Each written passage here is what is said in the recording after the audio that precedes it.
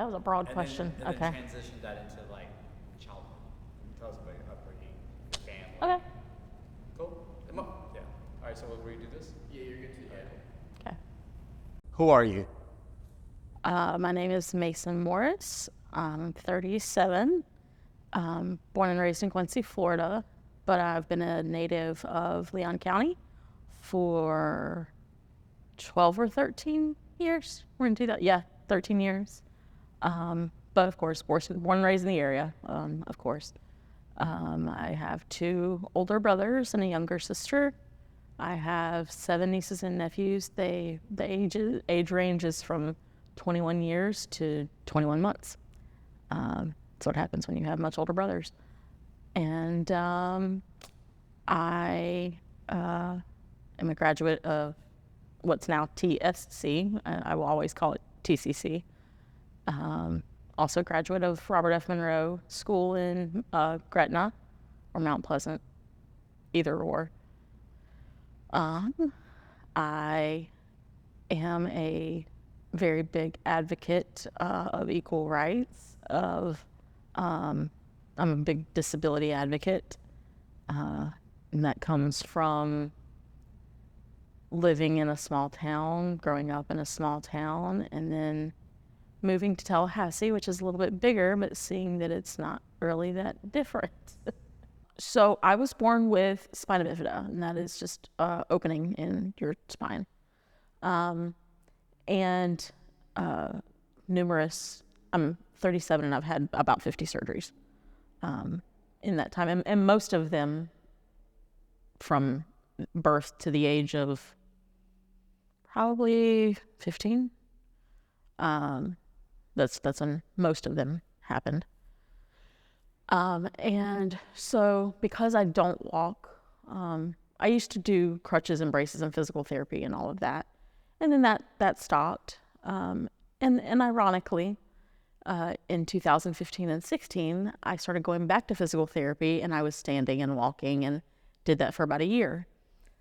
It's funny what can happen in a year. And then due to lack of blood flow, that caused infection. And usually infection goes from the outside of your body to the inside. That did not happen here.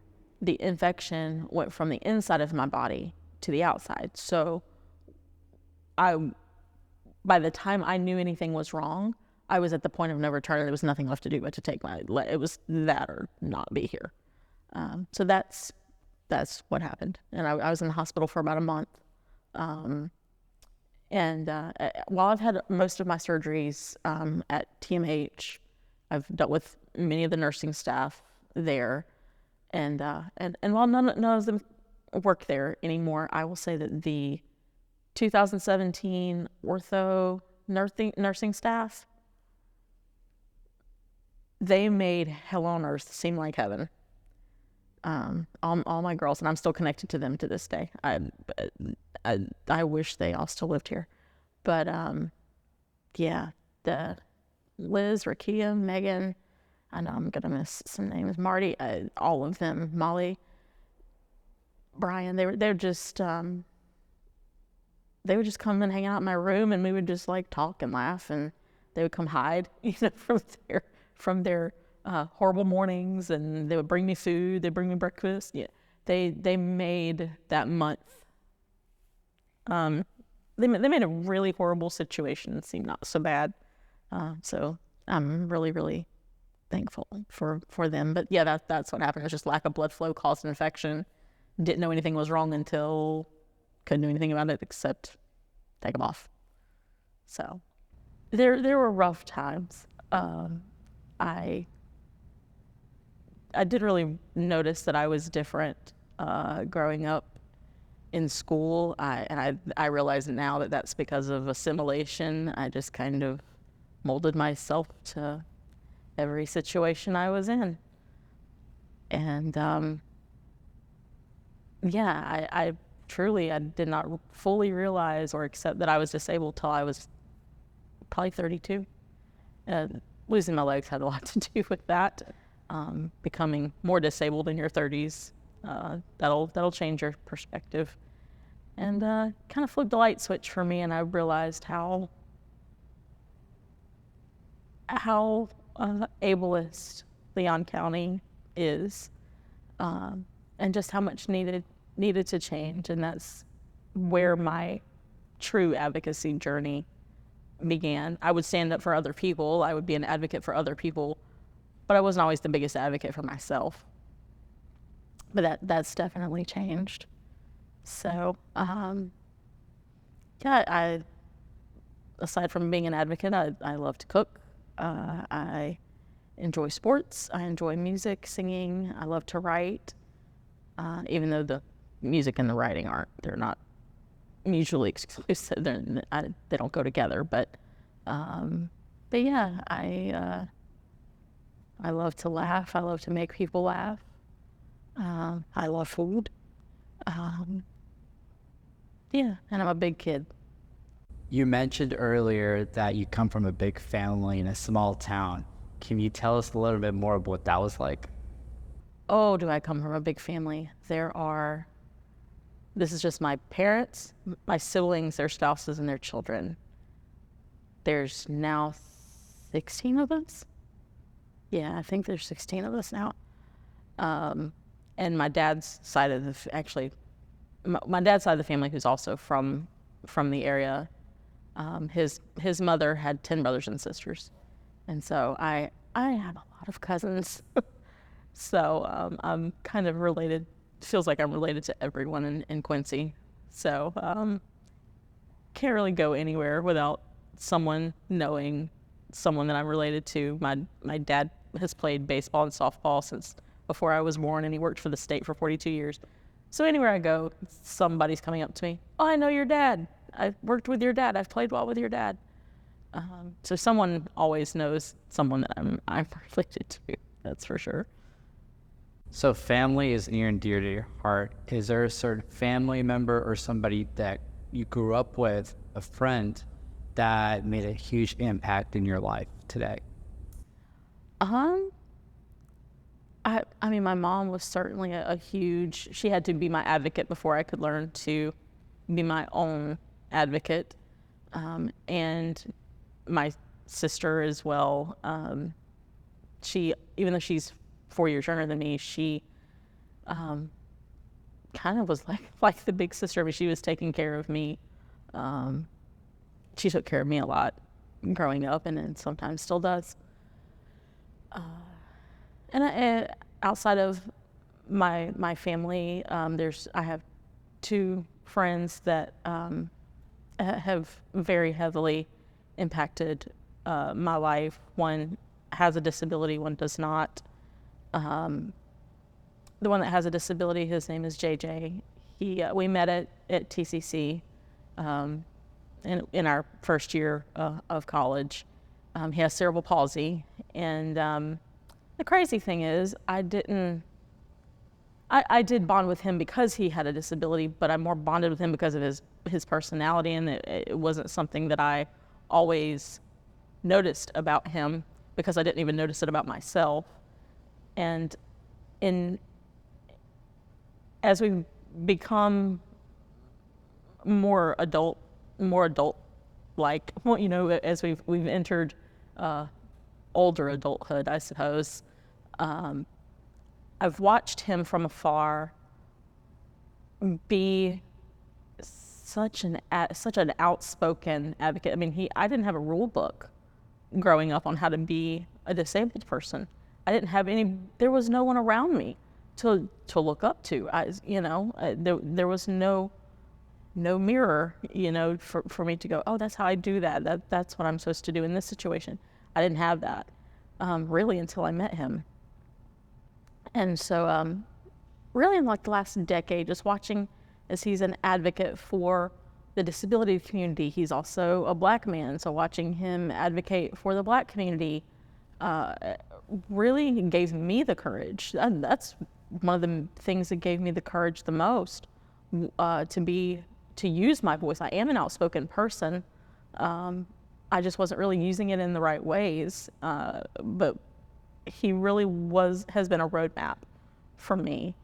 And then I have my best friend, Brandon, who I met through Florida State baseball about 10 years ago, I guess. But we didn't become close friends until actually when I came home from the hospital from having my legs amputated in 2017, his father passed away of cancer a couple of days later, I believe it was. And I just reached out to him, and he reached out back out to me. And from then on, he's just been my best friend. He has helped me heal, stuck around through a lot of really hard times, and really helped me develop as a person. He has taught me about boundaries, taught me how to really put myself first. And I don't know where I would be in this right here, right now, had he not re-entered my life. He's a game changer for me in my life. It's always nice to have those people that keep you motivated to keep going. Do you ever have times where you just can't? All the time. One of the things I'm teaching myself, or possibly unlearning, because society kind of teaches you a different way, I'm learning how to be a human. I feel like society sort of takes the human out of the human existence or human experience. I just don't understand that. I'm learning to take things slow. I don't like rushing. I like my mornings and my evenings being slow, sitting on the porch with my dog. That's what I enjoy. So I'm really learning to be a human being and to have the full human experience, and learning to not show up, learning that I don't have to show up completely prepared and completely all-knowing, and being surrounded by people that know more than me, and it's okay to not be polished and not be perfect, and to just show up as I am, which is something I also didn't really know how to grow up doing. I sort of, even though my disability is physically visible, I did everything I could to be the most able-bodied disabled person you would ever meet. I hear all the time, and I will probably hear it till I'm gone, I forget you're disabled. It's because I'm really good at masking it. And so I'm having to teach myself to let the disability breathe, and to let it be present in the room, and not be so ashamed of it. Because I grew up being very ashamed of being disabled. So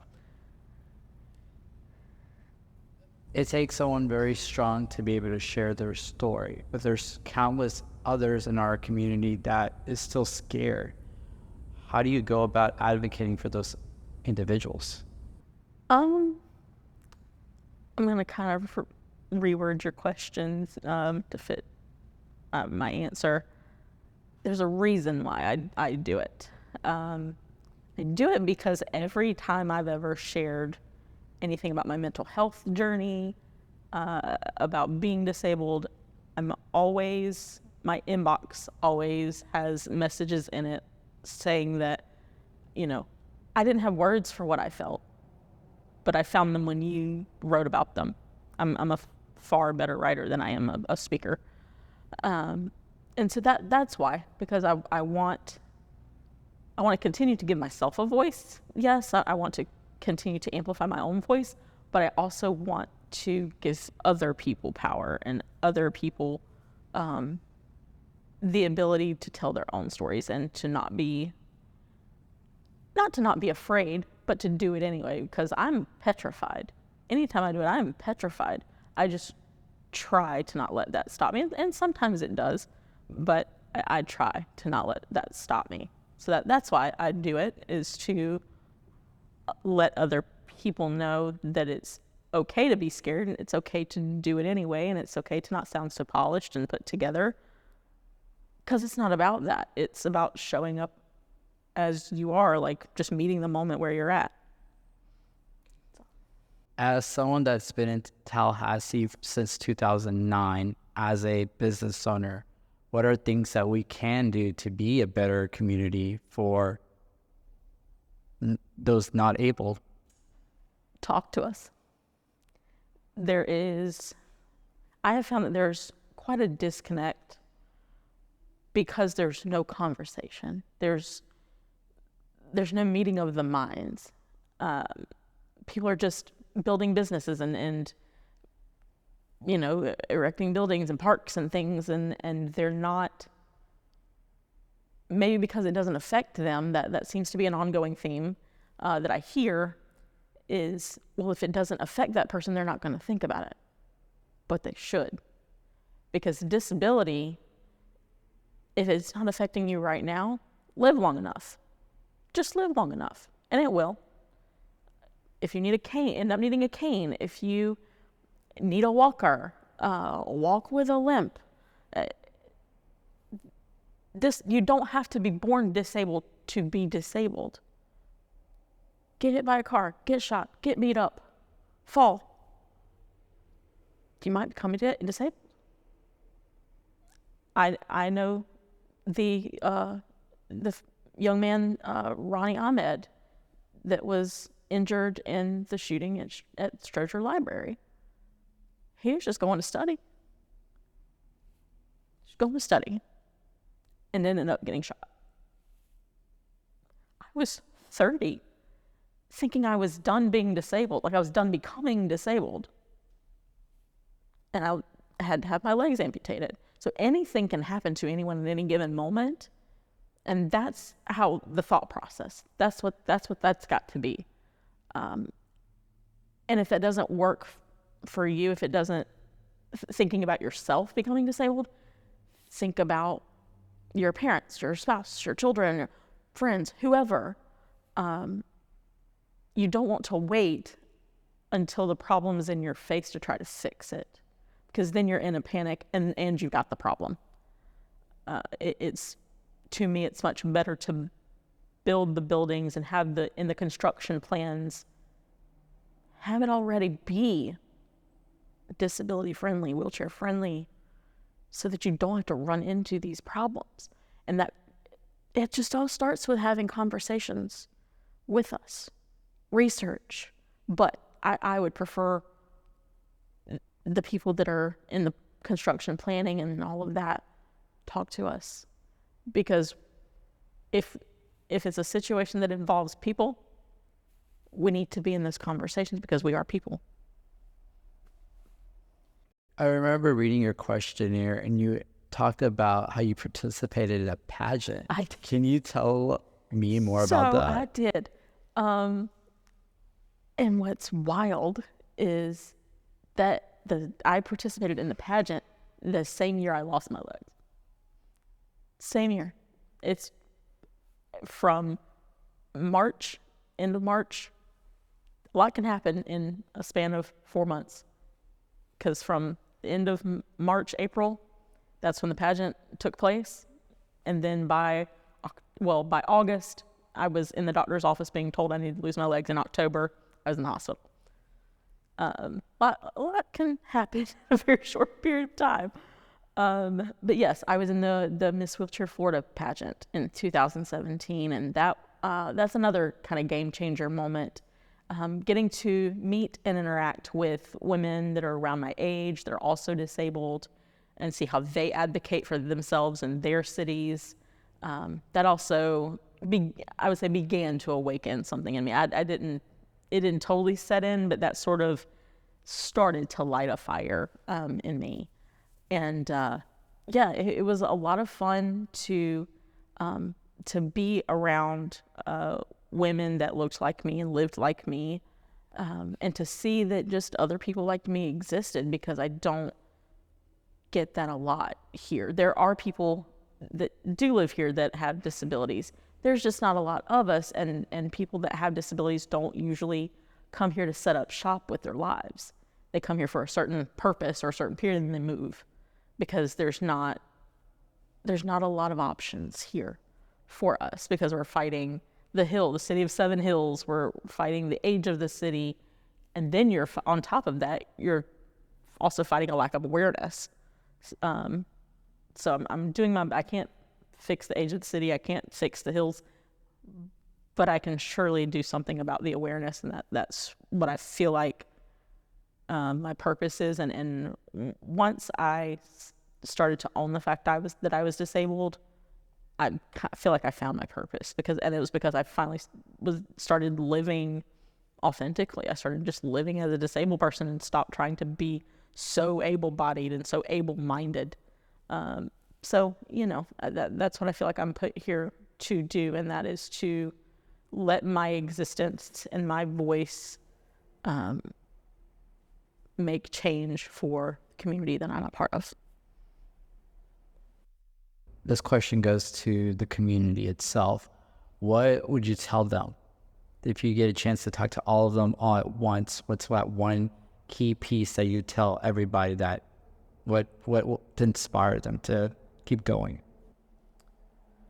I said it earlier. I'm not going to expound on it, but be yourself. Bring yourself to the table. Don't so much look to other people on how to be and how to act and what to say and being over prepared. Just bring who you are to the table. That's what I would tell anyone. It is just bring who you authentically are to the table. Use your voice to make the world better. I wish I could remember who said this quote. I probably should have Googled it before I got here. But I want to spend my life planting trees I'll never feel the shade of. Because all these changes that I'm trying to make, I may never get to experience the benefits of any of it. A lot of these changes take a lot of time, decades. I don't know that I will ever get to reap those benefits. But the reason I want to make these changes is so that the next generations of young disabled people don't have to struggle the way I have. That's really why I do it. Mason, knowing what you know today, is there something you wish you would have done differently or wish you would have known? I always hear people talk about no regrets. I wouldn't have done anything differently because it got me here. And I always think that's bull. I'm sorry. I just do. Because I think lessons you learn are stemmed from regret. That's how I feel about it. If you don't have regrets, how do you have lessons that come about in your life that you learn from? So yes, I'm not that I'm all about regrets, but I'm all about saying that you've had regrets in your life. I just think that whole no regret thing is a bunch of fluff. So yes, I do certainly wish that I had been more vocal about my mental health, because that played a huge part as much as my physical, and they're very much related. I want people to understand that your mental health and your physical health are directly related to one another. And be vocal about your mental health and your mental struggles. We all have them. There are just people that aren't vocal about them. And it takes a lot of bravery to talk about your mental health, because for some reason, there's such a stigma around mental health. We all have it. We all have mental health issues. I deal with CPTSD, anxiety, depression, you name it. I've got a cocktail of mental health issues going on in here, and I'm vocal about all of it because I want people to understand they're not alone, and it's okay to be vocal about what you go through. Again, it's about being a human and just talking about the human experience. So I do wish I had started that earlier, being vocal about my mental health. And as I've said, I do wish I had been, I wish I had lived more of my life being loudly disabled. It's the best way I can put it. I was very visually disabled. I was not very outspoken about it. I spent my life just trying to cover it up and fit in and survive. So I do wish I had spent more time being loud about it and just saying I'm here, deal with it. That's kind of what I do when I show up in the gym that I'm a part of, Crunch Gym. They allow me to just show up to a class and say, I'm here. How do we do this? How do we make this class work for me? And I think that that's important to do that, to show up in the world and just say, I'm here. How do we work together to make this work for me and work for the community that I'm a part of? Because we're human too.